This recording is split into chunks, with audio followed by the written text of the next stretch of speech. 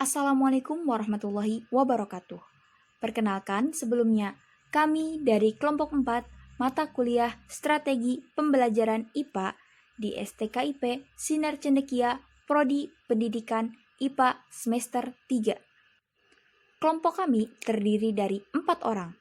Pertama, Fitri Ciakaori sebagai notulensi, kemudian Nida Prihatini sebagai pewawancara, kemudian Siti Aminah sebagai dokumenter, dan Syahrul Helmansah sebagai editor.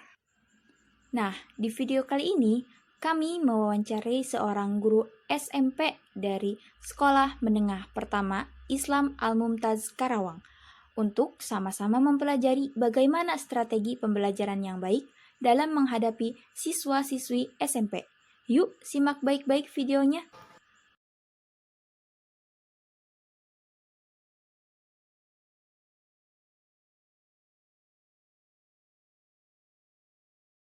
Warahmatullahi wabarakatuh. Sebelumnya terima kasih kepada Bu Lola yang telah menyempatkan waktunya kepada kami. Di sini kami akan mewawancarai Bu Lola. Sebelumnya Bu Lola bisa perkenalkan diri terlebih dahulu. Ya, baik. Terima kasih teman-teman ya dari STKIP yang sudah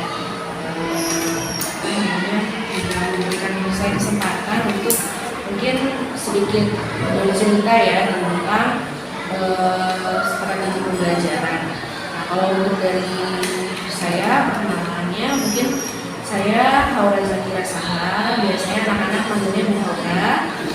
Saya di dunia pendidikan mungkin dimulai dari tahun 2018 ya, di pertengahan Juli. Nah itu 2018 berarti kalau sekarang mungkin udah mau 4 tahun, udah 3 tahun setengah, jadi akan menjalani 4 tahun. Di tahun 2018 saya dapat dapat mata pelajaran IPA di kelas 8. Pertama kali itu di kelas 8. Nah di kelas 8 itu selama 1 tahun. Lalu di tahun kedua saya diamanahi untuk mengajar IPA di kelas 7. Nah, jadi dari kelas 9 kelas 8 lalu kelas 7. Lalu di tahun yang sama juga saat saya mengajar IPA di kelas 7, saya mengampu muatan lokal yang bersifat project based learning untuk kelas 9. Jadi di sana anak-anak memang berkegiatan untuk membuat karya ilmiah yang bertema saintifik. Lalu di tahun ketiga, kalau di tahun ketiga saya pindah ke SD. Di SD saya di semester pertama, sebenarnya di tahun ketiga mungkin awalnya tidak berencana untuk jadi guru dulu, ya karena amanah yayasan. Tapi ternyata saat itu ada guru yang cuti hamil, jadi saya memegang pada awalnya itu di kelas 6 di semester 1 menggantikan guru yang cuti. Lalu di semester 2 ketika guru itu masuk, saya menggantikan lagi di guru yang lain yang akan cuti gitu. Nah yang akan cuti itu guru IPA kelas 4. Jadi di tahun ketiga saya punya pengalaman di SD untuk mengajar 2 level yang berbeda. Baru kalau sekarang juga berarti di IPA kelas 4, tapi berarti udah sejak 3 tahun itu jadi guru IPA aja. Kalau sekarang saya mengambil mentoring di SMP. Terima kasih Bu Lola atas jawabannya. Selanjutnya pertanyaan yang kedua yaitu bagaimana latar belakang Ibu bisa sejauh ini mengajar sebagai guru IPA? Oke, kalau latar belakang sebenarnya mungkin karena satu sisi mungkin ada sebuah anugerah ya, anugerah memiliki kognisi yang cukup baik gitu. Dan ya sebenarnya pasti ketika sekolah juga ya menyukai juga mata pelajaran yang bersifat eksak, lalu kuliah juga yang mengambil jurusan yang banyak berkecimpung dengan matematika, fisika gitu. Akhirnya sepertinya memang sudah jalannya gitu ya, mungkin dimudahkan oleh Allah untuk belajar yang sifatnya eksak. Kan mungkin banyak juga orang lain yang gampangnya ketika belajarnya ilmu sosial. Jadi dibandingkan teman-teman yang lain, jadi jadi banyaknya belajarnya yang sifatnya eksak. Nah, jadi ketika mungkin ya teman-teman kepala sekolah di sini, melihat latar belakang backgroundnya, ternyata banyak belajar tentang fisika, matematika. Sudah, setelah itu akhirnya diamanahkan untuk belajarnya IPA gitu. Selanjutnya bagaimana strategi ibu mengajar IPA? Kalau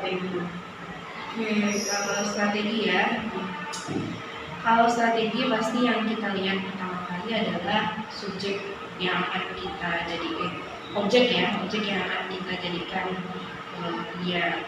kegiatan pembelajaran, kan peserta didik. Kalau saya mungkin karena banyak udah berbagai jenis level gitu ya, tidak sampai SMA memang mengajarnya, tapi baru di level SD tingkat atas sama di SMP. Pasti strategi itu yang pertama adalah kita melihat peserta didik dulu. Siapa nih objek peserta didik kita? Pasti ketika kita ngajar kelas 7, kelas 8, kelas 4, kelas 6, itu karakteristik anaknya beda-beda. Jadi yang saya lihat pertama kali itu siapa yang akan saya ajar, saya didik. Ini penting ketika untuk menyusun kegiatan pembelajaran. Karena nanti setiap kita belajar IPA, pasti anak-anak punya punya perspektifnya sendiri gitu. Yang seru itu belajar seperti apa sih? Gimana kemampuannya gitu? Gimana kemampuan anaknya juga? Gimana karakteristik masing-masing peserta didik itu juga macam-macam. Kalau kita udah lihat anaknya, kita lihat mungkin tujuan pembelajarannya. Ketika misalnya tujuan pembelajarannya memang bersifat yang untuk pengetahuan konsep nih, kan banyak ya IPA itu tentang pengetahuan konsep gitu, seperti konsep suhu, konsep kalor dan lain-lain. Itu ketika misalnya di kelas 4 mungkin harus yang lebih fun, misalnya ketika konsep perubahan panas gitu. Mereka biasanya diajak contohnya masak nutrijel, itu kan misalnya dari yang awalnya cair terus jadi padat. Nah itu mereka kan senang ya dengan hal-hal yang sifatnya praktis untuk mempelajari sebuah konsep. Terus nanti kalau ke kelas 6 juga masih sama gitu ya, menyukai hal-hal yang sifatnya kayak praktikum yang membuat mereka senang gitu untuk mempelajari sains. Nah kalau ke SMP, konsep itu harus lebih terstruktur gitu. Walaupun sebenarnya anak-anak masih suka gitu ya dengan hal-hal yang senang, tapi tidak semua hal yang menyenangkan anak SMP itu suka gitu. Ada yang mereka berpikir ini kalau cuma belajar kayak gini doang kurang tantangan gitu. Jadi harus yang sifatnya menantang buat mereka gitu. Jadi tadi ya tergantung tujuan pembelajarannya. Terus tadi ada pertimbangan juga misalnya media yang ada gitu, karena kan nggak semua pelajaran IPA itu butuh media pembelajaran gitu. Ada yang butuh media pembelajaran juga. Nah terkadang ketika kita misalnya punya media pembelajaran, itu harus disesuaikan dengan waktunya. Jangan sampai ketika kita misalnya mau buat suatu pembelajaran yang menarik tapi ternyata waktunya sedikit gitu. Atau misalnya kalau kita mau bikin suatu praktikum yang menarik, bisa dibagi ke dalam 2 kali pertemuan seperti itu. Itu mungkin strateginya ya yang pernah dialami. Itu mungkin kalau itu kan strategi ketika kita menyusun pembelajaran. Tapi kalau misalnya ketika strategi di kelas, misalnya apa? Ya kita mulai kan biasanya dengan pendahuluan ya. Misalnya anak-anak gitu, misalnya pendahuluannya harus yang kitanya lebih semangat gitu. Tapi kalau misalnya di SMP anak-anaknya lebih kalem gitu, kita nggak perlu lagi teriak-teriak selamat pagi atau gimana gitu. Terus juga untuk pendahuluan cari persepsi yang sesuai dengan tahapan kognisi mereka gitu. Itu bisa jadi pendahuluan yang menarik. Terus juga ketika misalnya menyampaikan informasi tidak terlalu lama, jadinya anak lebih banyak ditanya juga supaya mereka belajarnya aktif dan bisa mengungkapkan apa yang mereka ketahui tentang materi bahan ajar. Kan ada karena materi yang ada di level dasar ya, pendidikan dasar itu kan sebenarnya masih bisa dilihat keseharian atau pernah mereka alami sehari-hari. Jadinya mungkin saat materi ajar pun mereka sebenarnya sudah punya bahan sendiri yang mereka pernah alami di lingkungan sekitar. Terus jadi setelah misalnya kita menyampaikan informasi, itu baru kita kegiatan pembelajaran. Nah, kegiatan pembelajaran itu kan bisa menghasilkan sebuah produk atau proyek yang tadi harus memberikan kesan tantangan buat mereka. Kalau misalnya nggak memberikan kesan tantangan, mungkin apa yang kita berikan itu nggak bisa jadi anak ngantuk atau dia tidak tertarik dengan apa yang kita ajarkan. Lalu kalau misalnya sudah yang paling penting itu di tahap terakhir, yaitu kita mengevaluasi anak-anak. Sudah sejauh mana proses hasil belajar kita itu mereka terima baik ilmunya gitu ya, pengetahuannya atau keterampilannya gitu, atau juga misalnya mereka akhirnya punya konsep untuk diri mereka sendiri. Karena kan pelajaran IPA itu sangat dekat dengan keseharian seperti itu. Mungkin seperti itu strategi yang ada ya yang pernah saya lakukan di sekolah. Nah, selanjutnya bagaimana pengalaman Bola menggunakan strategi tersebut? Ketika kita menyusun strategi pasti ada banyak pembelajaran yang kita dapat. Itu pun dari satu strategi ke strategi yang lain mungkin kita pelajari setelah kita mengalami dari sebelum-sebelumnya. Misalnya pas di hari pertama anak-anak ternyata ada tidak konsen misalnya, berarti nanti di pekan kedua kita ubah strateginya gimana nih supaya anak-anak konsen terhadap apa yang kita pelajari. Atau pas nanti di hari kedua muncul lagi permasalahan yang baru, misalnya adalah anak-anak ternyata kegiatan pembelajarannya tidak semangat. Nah, berarti nanti di kegiatan selanjutnya kita ubah lagi strateginya gimana nih supaya anak-anak makin semangat.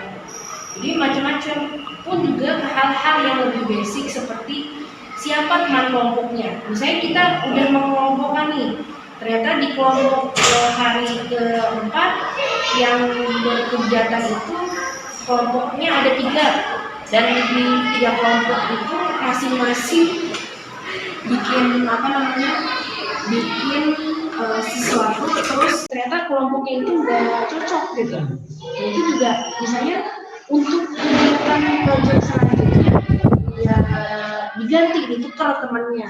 Itu juga salah satu kegiatan kita belajar untuk strategi pembelajaran, karena pasti strategi itu karena ada yang cocok, ada yang tidak cocok. Selanjutnya apa saja kelebihan dan hambatan dalam menggunakan strategi tersebut? Kelebihan dan hambatan. Kalau kelebihan ya ketika mungkin karena sifatnya strategi ya, jadi kadang ada strategi yang dia punya dampak yang positif, tapi terkadang juga ada strategi yang kita gunakan karena kita mungkin belum memahami anak-anaknya, jadi mereka nggak terlalu semangat gitu. Jadi sebenarnya masing-masing strategi menurut saya tergantung lagi pembacaan gurunya terhadap minat belajar siswa. misalnya saya menggunakan strategi A gitu ya, strategi dengan misalnya membuat kelompok dua-dua gitu. Mati. Bapak berkelompok dengan dua orang. Misalnya di kelas saya ternyata itu berhasil gitu ya, anak-anak bisa bekerja sama secara kooperatif gitu dalam menyelesaikan masalah ketika kelompoknya berdua. Tapi bisa jadi di kelas lain atau misalnya di level lain ketika mau kegiatan kelompok gitu, tapi ternyata kelompoknya berdua justru malah gak efektif gitu. Karena misalnya mereka kayak ngerasa aduh nggak banyak tidak banyak orang dalam kelompoknya gitu, jadi nggak bisa bertukar pikiran yang lebih banyak lagi. Nah itu juga tergantung, jadi nggak bisa kita misalnya menyamaratakan strategi A lebih baik ketika kita gunakan, padahal itu sebenarnya tergantung lagi dengan siapa yang akan kita ajar gitu, siswanya itu. Apa yang Ibu lakukan saat memotivasi siswanya agar belajarnya lebih efektif? Motivasi ya, motivasi itu kan sebenarnya beragam. Ada yang motivasi itu memang dari siswa itu sendiri atau bersifat internal. Kita lihat lagi mana siswa yang sekiranya butuh motivasinya selalu dari internal, mana siswa yang motivasinya selalu dari eksternal. Kalau mungkin siswa yang belajarnya sudah motivasinya dari internal gitu bagus, mungkin kita nggak terlalu banyak banyak stimulus gitu yang harus kita lakukan, karena siswa tersebut, orang tersebut sudah bahagia atau sudah senang gitu dalam kegiatan belajar kita. Nah biasanya yang butuh treatment khusus atau misalnya stimulus dari luar itu adalah ketika dia selalu butuh motivasi dari eksternal untuk belajar. Nah kalau motivasi dari eksternal biasanya yang paling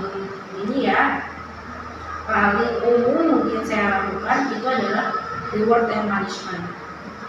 Jadi kalau misalnya kita sepakati kalau selesai tepat waktu maka ada reward, ya berarti nanti anak-anak akan mendapat reward tertentu gitu, entah berupa misalnya jam kegiatan yang ada kegiatan yang main bebas lebih banyak, atau misalnya hal-hal yang relevan dengan pembelajaran. Dan misalnya juga kalau misalnya punishment, misalnya anak-anak ternyata nggak mengumpulkan tugas tepat waktu, misalnya sesuai dengan kesepakatan kita di kelas kapan tugas itu harus diberikan. Nah bisa jadi nanti ketika selanjutnya bisa jadi dia dapat tugas yang mungkin lebih dibandingkan anak-anak teman-teman yang lain gitu, karena dia akhirnya jadi tahu dia nggak mau lagi melakukan kelalaian gitu, supaya nanti beban dia pas pulang nggak terlalu berat gitu. Mungkin seperti itu ya kalau untuk motivasi belajar. Jika selain daripada mengajar, apa yang memotivasi Ibu untuk tetap bisa berpartisipasi dalam dunia pendidikan?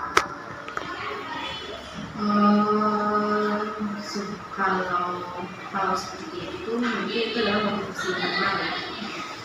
Sebenarnya kesenangan ketika misalnya melihat anak-anak latihan, misalnya melihat ketika mereka mendapatkan pengetahuan baru gitu. Itu adalah sesuatu hal yang mungkin tidak bisa kita dapatkan gitu ketika kita berinteraksi di luar sana.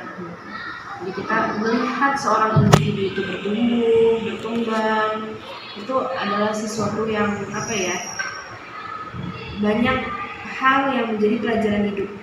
Karena kan kalau kita melihat anak-anak itu bukan sebagai orang dewasa mini, tapi dia lebih sebagai sumber belajar kita, yaitu sumber belajar tentang kehidupan. Terkadang anak-anak itu mungkin lebih legowo ketika dia berantem sama orang lain, tapi belum tentu ketika orang dewasa berantem dengan orang dewasa yang lain pasti akan lebih kompleks gitu. Tapi ketika kita berkaca dengan anak-anak, mereka mudah ya memaafkan temannya, ya sudah, berarti itu menjadi sebuah ilmu juga, sebuah wawasan dan sebuah internalisasi nilai yang tidak terkira gitu buat kita, bahwa toh anak-anak juga bisa memaafkan temannya. Kenapa ketika orang lain berbuat salah kepada kita? Jadi kalau orang dewasa permasalahannya kompleks ya, entah hutang, entah penipuan gitu kan, lebih beragam dan lebih berat gitu. Apalagi misalnya ada yang pembunuhan atau seperti apa gitu. Kan apa ya, banyak orang yang tidak bisa memaafkan kesalahan orang lain. Padahal sebenarnya kita belajar dari anak-anak pun, anak-anak gak mudah untuk memaafkan. Atau misalnya nilai-nilai lain gitu. Nilai-nilai ketika misalnya anak-anak marah gitu ya, entah marah kepada siapa gitu. Terus dia ternyata bisa mengontrol dirinya sendiri untuk tidak memukul teman. Terkadang itu kan menjadi sebuah nilai yang kita nggak pelajari gitu ketika kita berada di luar sana seperti itu. Jadi berada di dunia pendidikan itu sebenarnya bukan kita yang mengajari sesuatu, tapi kita yang belajar sesuatu. Misalkan di luar jadi guru, kontribusi di pendidikan itu kira-kira teteh mau jadi apa? Nggak jadi guru tapi tetap berkontribusi dalam pendidikan. Misalnya ya kegiatan untuk yang masyarakat gitu, seperti ikut kegiatan literasi dengan perpustakaan keliling, itu juga hal yang mungkin bisa mendekatkan kita. Atau misalnya ngaji anak-anak sore, atau misalnya kita bikin kegiatan aktivitas untuk anak-anak sekitar rumah gitu. Itu sebenarnya sebuah kegiatan edukasi juga gitu. Atau kita pun misalnya bikin suatu kegiatan non formal yang mengedukasi anak-anak di sekitar kita gitu. Atau misalnya mengasuh, pasti kan ada aja ya anak-anak di sekitar kita yang LSM yang statusnya baik ya, yang memang bergerak dalam bidang pendidikan, misalnya kekerasan seksual, itu kan juga bukan sesuatu hal yang di luar dunia pendidikan, tapi masih berkaitan dengan pendidikan itu sendiri. Nah, kemudian menurut pandangan Ibu, bagaimana sistem pembelajaran yang baik dalam memperkenalkan ilmu pengetahuan alam? Sistem yang baik untuk memperkenalkan ilmu pengetahuan alam Kepada siswa. Pastinya dengan hal yang mereka sukai. Karena apa yang mereka sukai itu akan lebih mudah untuk mereka pelajari. Tidak perlu misalnya media pembelajarannya itu mahal, atau misalnya harus keluar negeri gitu. Tapi esensi belajar itu kan kita mengenal siapa diri kita, siapa lingkungan kita. Nah, itu yang sebenarnya penting ya untuk ilmu pengetahuan alam. Justru ketika kita misalnya dengan apa yang ada di sekeliling kita punya rasa ingin tahu yang luas, itu justru menjadi sesuatu modal yang besar untuk memahami sains itu sendiri, dibandingkan kita harus misalnya ke Jepang dulu gitu untuk mempelajari sesuatu hal yang itu nggak dekat dengan hidup kita misalnya. Nah, itu justru kita nanti ketika balik ke Indonesia, kita nggak bisa menerapkan itu karena kita nggak punya tuh teknologi yang seperti itu gitu, misalnya seperti itu. Jadi apa yang dekat dengan kita itulah media pembelajaran terbaik buat kita. Jadi walaupun memang kita tidak menyaksikan ya teknologi yang bagus pasti akan mendukung pendidikan yang bagus juga gitu. Tapi ketika kita misalnya harus selalu tergantung dengan hal itu, lalu kapan kita mau bergerak gitu? Padahal sebenarnya kita sendiri kalau ilmu alam itu kan luas gitu kan. Kita saja di Karawang sendiri, anak-anak belum tentu pernah nyobain bercocok tanam di sawah gitu. Padahal di Karawang sendiri media itu kan, sawah itu juga media pembelajaran buat mereka gitu, buat mereka mengetahui bagaimana bercocok tanam seperti itu. Bagaimana kesan dan pesan Ibu selama menjadi guru kepada pendidik maupun calon pendidik di luar sana?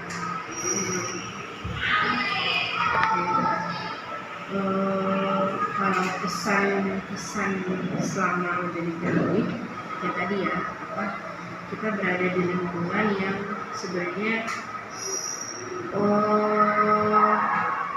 terkadang kita bisa karena menurut orang lain, sudut pandang orang lain, oh pekerjaan guru mungkin suatu hal yang mudah. Jadi kesan dari luar mungkin seakan-akan pekerjaan kita itu bukan suatu hal yang istimewa. Tapi sebenarnya kalau kita justru termakan dengan kesan yang ada di luar sana, mungkin kita akan memiliki motivasi rendah untuk menjadi seorang guru. Tapi sebenarnya kita itu punya nilai yang sangat luar biasa gitu, ketika kita bisa tadi ya lebih memaknai hidup ketika kita berinteraksi dengan anak-anak gitu, atau dengan orang lain gitu. Jadi kita punya banyak cerita gitu ya, karena satu persatu orang pasti nggak sama gitu. Apalagi nanti ketika misalnya kita melihat anak-anak udah dewasa gitu, satu persatu jadi apa gitu. Terus kita tahu gitu, oh kecilnya dia tuh seperti itu, sehingga nanti pas saat dia dewasa, oh jadi seperti ini gitu. Nah itu kan melihat seseorang bertumbuh, berkembang itu bukan sesuatu hal yang sesuatu hal yang menyentuh hati lah istilahnya. Dan kalau misalnya ketika orang-orang di sana ada yang menjadi pendidik, pun sebenarnya latar belakang background saya bukan seorang pendidik. Terus sebenarnya saya menyadari bahwa saya dari dulu SMP sebenarnya udah punya bakat mengajar, karena setiap kali misalnya entah UN, entah ujian gitu, emang saya selalu tutorin teman-teman yang lain gitu. Seperti itu gitu, walaupun tadi bukan dari jurusan pendidikan. Nah, dan kalau di kita sendiri buat yang ingin menjadi guru, tadi harus mengetahui kenapa dia mau menjadi guru. Kalau misalnya dia mau berkecimpung dulu, oh ternyata jadi guru gak enak ya sudah, berarti memang bukan passionnya, dia belum bisa melihat sesuatu yang indah gitu ketika menjadi guru. Tapi ketika seseorang itu sudah misalnya menjadi guru, mau dimanapun kita berada, guru itu bukan menjadi sebuah pekerjaan, tapi guru itu adalah menjadi sebuah lifestyle atau gaya hidup. Beda loh ketika kita menganggap pekerjaan kita adalah sebuah pekerjaan, bukan sebuah lifestyle. Ketika misalnya, oh ternyata guru itu adalah gaya hidup kita gitu. Berarti dimanapun dia berada, titel guru itu adalah diri dia gitu. Jadi ketika misalnya dia berkegiatan atau dihadapkan dengan apapun lah, misalnya entah di keluarga gitu, ketika misalnya dia berprinsip bahwa oh saya tuh guru bukan hanya di sekolah, tapi saya juga di rumah punya tanggung jawab untuk menjadi seorang panutan gitu, entah buat ayah, buat ibu, buat adik, buat kakak gitu. Itu berarti kita sudah menginternalisasi nilai seorang guru dalam kehidupan kita sehari-hari gitu. Beda kalau misalnya kita hanya menganggap guru itu adalah sebuah pekerjaan semata gitu. Berarti ketika dia di luar sekolah, dia selesai menjadi guru. Dia nggak ada tanggung jawab untuk menjadi sebuah teladan di masyarakat. Hari ini misalnya, anggaplah contoh ya, hari ini di sekolah dia misalnya ngomong anak-anak, contohlah misalnya untuk keagamaan, pacaran itu haram ya, tidak boleh kita mendekati zina. Itu ketika di sekolah. Nggak taunya ketika di luar, dia sendiri nggak bisa mengendalikan diri dia. Berarti kehidupan menjadi guru itu hanya sebatas tadi pekerjaan saja, bukan sebagai lifestyle. Dia tidak membawa diri dia untuk menjadi seorang teladan dimanapun dia berada. Mungkin jadinya kita punya tanggung jawab yang berat ya ketika kita menganggap bahwa guru itu bukan sebuah pekerjaan tapi sebuah gaya hidup seperti itu. Mungkin seperti itu sih buat pendidik di luar sana yang baru mau ataupun baru akan terjun gitu di luar pendidikan. Ya mungkin kesannya seperti itu gitu. Kesan dan pesannya ya. Kalau pesan tadi di mata masyarakat kita mungkin dianggap mudah gitu, pekerjaan yang tidak perlu suatu strategi tadi ya, atau pembelajaran yang teori-teori apa gitu. Padahal sebenarnya kita itu harus punya modal yang besar gitu untuk mendidik anak-anak gitu. Seperti itu. Baik, Masya Allah sekali jawabannya sangat menyentuh. Semoga jadi motivasi untuk kita sebagai calon pendidik. Terima kasih kepada Bu Aura yang telah menyempatkan waktunya.